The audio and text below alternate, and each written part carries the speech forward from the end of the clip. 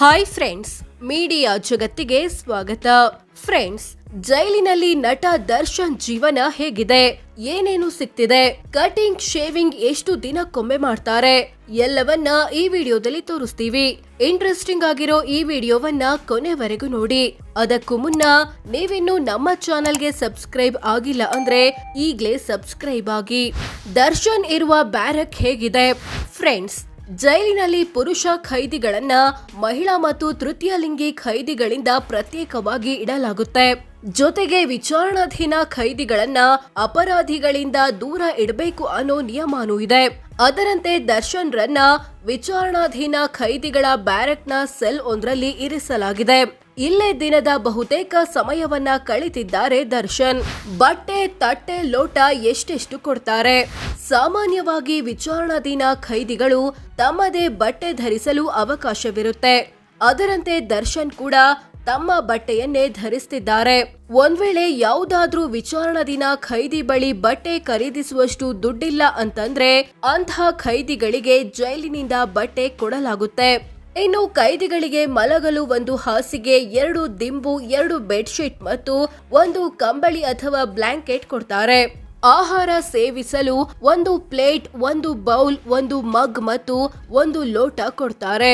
ಈ ಪಾತ್ರೆಗಳು stainless steel ಆಗಿದ್ದು 2 ವರ್ಷಕ್ಕೊಮ್ಮೆ ಚೇಂಜ್ ಮಾಡಲಾಗುತ್ತೆ. ಸೋಪು, ಟೂತ್ ಪೇಸ್ಟ್ ಎಷ್ಟು ಸಿಗುತ್ತೆ? ಕಟಿಂಗ್, ಶೇವಿಂಗ್ ಎಷ್ಟು ದಿನಕ್ಕೊಮ್ಮೆ? ದರ್ಶನ್ ಸೇರಿದಂತೆ ಜೈಲಿನ ಎಲ್ಲಾ ಖೈದಿಗಳಿಗೆ ಪ್ರತಿ 15 ದಿನಕ್ಕೊಮ್ಮೆ 25 ಗ್ರಾಂನಷ್ಟು ಟೂತ್ ಪೇಸ್ಟ್ ಅಥವಾ ಹಲ್ಲಿನ ಪುಡಿ ಮತ್ತು 75 ಗ್ರಾಂನಷ್ಟು ಸ್ನಾನದ ಸೋಪು ಕೊಡ್ತಾರೆ. ವಾರಕ್ಕೊಮ್ಮೆ 25 ಗ್ರಾಂನಷ್ಟು ಕೊಬ್ಬರಿ ಎಣ್ಣೆ ಕೊಡ್ತಾರೆ. ಬಾಚಣಿಗೆ ಮತ್ತು ಕನ್ನಡಿಯ ವ್ಯವಸ್ಥೆಯೂ ಇರುತ್ತೆ. ಪುರುಷ ಖೈದಿಗಳು ತಿಂಗಳಿಗೊಮ್ಮೆ ಕಟಿಂಗ್ ಮಾಡಿಸಿಕೊಳ್ಳಲು ಮತ್ತು ವಾರಕ್ಕೊಮ್ಮೆ ಶೇವಿಂಗ್ ಮಾಡಿಸಿಕೊಳ್ಳಲು ಅವಕಾಶವಿರುತ್ತೆ. ಕುತ್ತಿಗೆ ಅಥವಾ ಕೈಯಲ್ಲಿ ಪವಿತ್ರವಾದ ದಾರ ಧರಿಸಲು ಅವಕಾಶ ಇದೆ. ಆದ್ರೆ ಭದ್ರತಾ ದೃಷ್ಟಿಯಿಂದ ಇದನ್ನ ತಿರಸ್ಕರಿಸುವ ಅಧಿಕಾರ ಜೈಲಾಧಿಕಾರಿಗೆ ಇರುತ್ತೆ. ತಮ್ಮ ಬಟ್ಟೆಯನ್ನ ತಾವೇ ತೊಳಿಬೇಕಾ?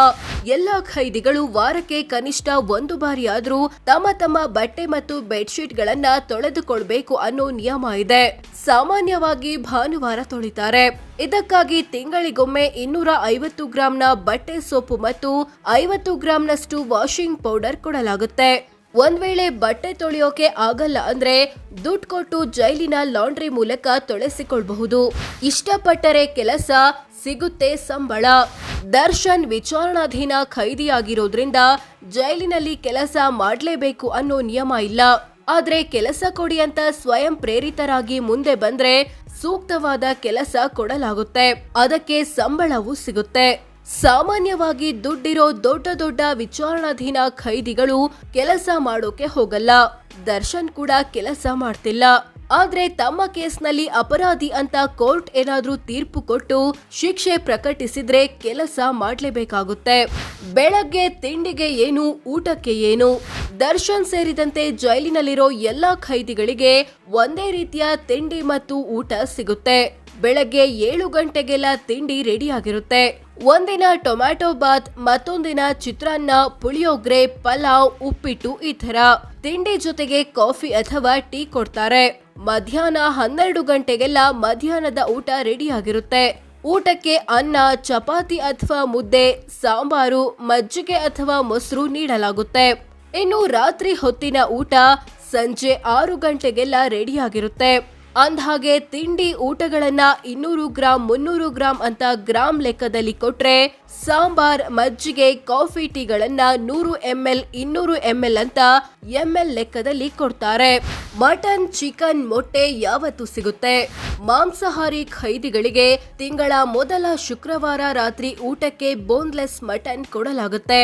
ಅದು ಕೂಡ 4-5 ಪೀಸ್ ಮಾತ್ರ. ತಿಂಗಳ 2ನೇ ಶುಕ್ರವಾರ ಚಿಕನ್ ಸಿಗುತ್ತೆ.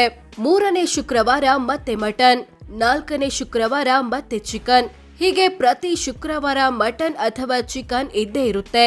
ದಕ್ಷಿಣ ಕನ್ನಡ, ಉಡುಪಿ ಮತ್ತು ಉತ್ತರ ಕನ್ನಡದಂತಹ ಕರಾವಳಿ ಜಿಲ್ಲೆಗಳ ಜೈಲಿನಲ್ಲಿ ಚಿಕನ್ ಬದಲು ಮೀನು ಕೊಡಲಾಗುತ್ತೆ.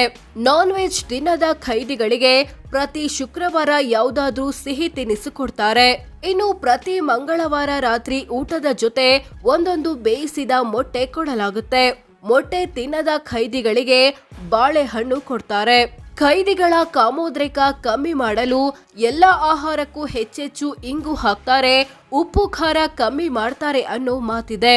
ಇದಿಷ್ಟೇ ಅಲ್ಲದೆ ಪ್ರತಿಯೊಬ್ಬ ಖೈದಿಗೂ ಜೈಲಿನಲ್ಲಿ ಒಂದು ಪಿಪಿಸಿ ಅಕೌಂಟ್ ಅಂತ ಇರುತ್ತೆ. ಪಿಪಿಸಿ ಅಂದ್ರೆ ಪ್ರಿಸನರ್ಸ್ ಪರ್ಸನಲ್ ಕ್ಯಾಶ್. ಈ ಅಕೌಂಟ್ಗೆ ಖೈದಿ ಕಡೆಯವರು ತಿಂಗಳಿಗೆ ಇಂತಿಷ್ಟು ಹಣ ಕಳಿಸಬಹುದು. ಆ ಹಣದಲ್ಲಿ ಖೈದಿಗಳು ಜೈಲಿನ ಕ್ಯಾಂಟೀನಿಂದ ಕೆಲವೊಂದು ವಸ್ತುಗಳನ್ನ ತರಿಸಿಕೊಳ್ಳಬಹುದು. ಬಿಸ್ಕೆಟ್, ಪೇಸ್ಟ್, ಸೋಪ್ ಇತ್ಯಾದಿ ಇತ್ಯಾದಿ. ರೇಟ್ ಮಾತ್ರ ಜಾಸ್ತಿ.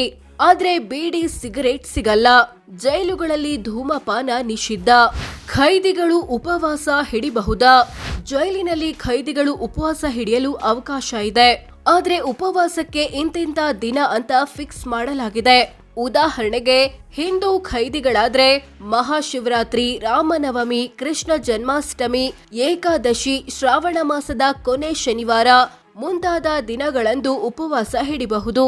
ಇವರಿಗೆ ದೈನಂದಿನ ಆಹಾರದ ಬದಲು ಸಿಹಿಗೆಣಸು, ಕಡಲೆಬೀಜ, ಬೆಲ್ಲ, ಬಾಳೆಹಣ್ಣುಗಳನ್ನ ನೀಡಲಾಗುತ್ತೆ. ಇನ್ನು ಮುಸ್ಲಿಂ ಖೈದಿಗಳು ರಂಜಾನ್ ತಿಂಗಳಲ್ಲಿ ಉಪವಾಸ ಹಿಡಿದ್ರೆ ಅವರ ದಿನದ ಎಲ್ಲ ಆಹಾರವನ್ನ ರಾತ್ರಿ ಊಟದ ಟೈಮಲ್ಲಿ ಕೊಡಲಾಗುತ್ತೆ. ಅದನ್ನ ಅವರು ತಮ್ಮ ಬ್ಯಾರಕ್ ನಲ್ಲಿ ಇಟ್ಕೊಂಡು ಮರುದಿನ ಮುಂಜಾನೆ ತಿನ್ನಬಹುದು. ಖೈದಿಗಳನ್ನ ಎಷ್ಟು ಸಲ ಭೇಟಿ ಮಾಡಬಹುದು? ದರ್ಶನ್ ಸೇರಿದಂತೆ ಖೈದಿಗಳ ಕುಟುಂಬಸ್ಥರು ವಾರಕ್ಕೆ ಒಂದು ಬಾರಿ ತಮ್ಮವರನ್ನ ಭೇಟಿ ಮಾಡಿ ಗರಿಷ್ಠ 30 ನಿಮಿಷಗಳವರೆಗೆ ಮಾತನಾಡಬಹುದು. ವಿಶೇಷ ಸಂದರ್ಭಗಳಲ್ಲಿ ಹೆಚ್ಚು ಸಲ ಭೇಟಿ ಮಾಡಲು ಜೈಲಾಧಿಕಾರಿ ಅವಕಾಶ ಕೊಡಬಹುದು. ಎಲ್ಲ ಭೇಟಿಗಳು ಜೈಲಾಧಿಕಾರಿಯ ಸಮ್ಮುಖದಲ್ಲೇ ನಡಿಬೇಕು. ಅಂದ್ರೆ ಖೈದಿ ಮತ್ತು ಸಂಬಂಧಿಕರ ನಡುವೆ ಏನೇ ಸಂಭಾಷಣೆ ನಡೆದ್ರೂ ಜೈಲಾಧಿಕಾರಿಗೆ ಗೊತ್ತಾಗಬೇಕು. ಒಂದ್ ವೇಳೆ ಖೈದಿ ಏನಾದ್ರೂ ಜೈಲಿನ ನಿಯಮಗಳನ್ನ ಸರಿಯಾಗಿ ಪಾಲಿಸ್ತಿಲ್ಲ ಅಂದ್ರೆ ಕೆಲವೊಂದು ಸೌಲಭ್ಯಕ್ಕೆ ಕತ್ತರಿ ಹಾಕುವ ಅಧಿಕಾರ ಜೈಲಾಧಿಕಾರಿಗೆ ಇರುತ್ತೆ. ಜೈಲಿನಲ್ಲಿ ದರ್ಶನ್ ದಿನಚರಿ ಹೇಗಿದೆ? ದರ್ಶನ್ ಸೇರಿದಂತೆ ಜೈಲಿನಲ್ಲಿರೋ ಎಲ್ಲಾ ಖೈದಿಗಳನ್ನ ಬೆಳಗಿನ ಜಾವ 5 ಗಂಟೆಗೆ ಎಬ್ಬಿಸಲಾಗುತ್ತೆ. ಎದ್ದವರೇ ಪ್ರಾರ್ಥನೆ ಮಾಡಿ ನಿತ್ಯ ಕರ್ಮಗಳನ್ನ ಮುಗಿಸ್ಬೇಕು. ನಂತರ ವ್ಯಾಯಾಮ ಮಾಡಿ ತಿಂಡಿ ತಿನ್ಬೇಕು. ಬೆಳಗ್ಗೆ 11 ಗಂಟೆಯಿಂದ 11:30 ಸ್ನಾನದ ಸಮಯ. ನಂತರ ಮಧ್ಯಾಹ್ನದ ಊಟ ಮಾಡಿ ವಿಶ್ರಾಂತಿ ಪಡಿಬಹುದು. ಸಂಜೆ 5 ಗಂಟೆಯಿಂದ ಗೇಮ್ಸ್ ಮತ್ತು ಸಾಂಸ್ಕೃತಿಕ ಚಟುವಟಿಕೆಗಳು ನಡೆಯುತ್ತೆ. 6 ಗಂಟೆಗೆ ರಾತ್ರಿ ಊಟ ಮುಗಿಸಿ ನ್ಯೂಸ್ ಪೇಪರ್, ಬುಕ್ಸ್ ಓದಬಹುದು. ಬಳಿಕ ರಾತ್ರಿ 9 ಗಂಟೆವರೆಗೂ ಗ್ರೂಪ್ ಮ್ಯೂಸಿಕ್ ಸೇರಿದಂತೆ ಮನರಂಜನಾ ಚಟುವಟಿಕೆ ನಡೆಯುತ್ತೆ. 9 ರಿಂದ 9:30 ಪ್ರಾರ್ಥನೆ ಮತ್ತು ಮಲಗಲು ತಯಾರಿ ನಡೆಸಬೇಕು. 9:30ಕ್ಕೆ ಎಲ್ರೂ ಮಲಗಬೇಕು. ಮರುದಿನ ಮತ್ತೆ 5 ಗಂಟೆಗೆ ಏಳ್ಬೇಕು. ಹೀಗೆ ಪ್ರತಿದಿನ ನಡೆಯುತ್ತೆ. ಆದ್ರೆ ಭಾನುವಾರ ಮತ್ತು ಸರ್ಕಾರಿ ರಜಾ ದಿನಗಳ ದಿನಚರಿ ಸ್ವಲ್ಪ ಚೇಂಜ್ ಇರುತ್ತೆ. ಇನ್ನು ಖೈದಿಗಳಿಗೆ ಆಗಾಗ ಜಿಲ್ಲಾ ಮತ್ತು ರಾಜ್ಯ ಮಟ್ಟದ ಕ್ರೀಡಾಕೂಟಗಳನ್ನ ಆಯೋಜಿಸಲಾಗುತ್ತೆ. ಈ ಕ್ರೀಡಾಕೂಟಕ್ಕೆ ಖೈದಿಗಳನ್ನ ಆಯ್ಕೆ ಮಾಡುವಾಗ ತುಂಬಾ ಎಚ್ಚರ ವಹಿಸಲಾಗುತ್ತೆ. ಸೋ ಫ್ರೆಂಡ್ಸ್, ಇದಿಷ್ಟು ಜೈಲಿನಲ್ಲಿ ದರ್ಶನ್ ಜೀವನ ಹೇಗಿದೆ, ಏನೇನು ಸಿಗ್ತಿದೆ ಅನ್ನೋದು ಸೇರಿದಂತೆ ಹಲವು ವಿಚಾರಗಳನ್ನ ತಿಳಿಸಿಕೊಡೋ ಪ್ರಯತ್ನ. ವಿಡಿಯೋ ಇಷ್ಟವಾದ್ರೆ ಲೈಕ್ ಮಾಡಿ, ಶೇರ್ ಮಾಡಿ, ನಮ್ಮ ಚಾನಲ್ಗೆ ಸಬ್ಸ್ಕ್ರೈಬ್ ಆಗಿ. ಧನ್ಯವಾದ.